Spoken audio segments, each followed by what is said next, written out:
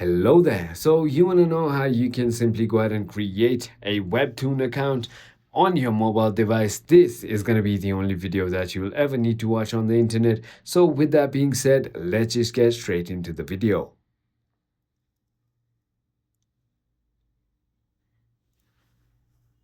So first things first, I want to make sure that you understand that you can do this both on iOS or your Android devices. So go ahead and open your App Store on your iOS or on your Play Store on your Android device and simply search for WEBTOON and make sure that you've downloaded and installed it. If you haven't already, just download and install this application and tap on open.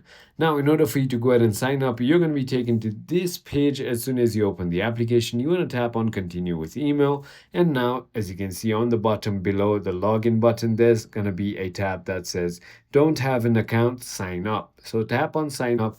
Now enter your email address up top, enter your password, retype that password, go ahead and enter your nickname and simply tap on sign up now. They'll simply go ahead and create an account for you. That is about it. I hope this video was helpful to you. If it was, hit that like button and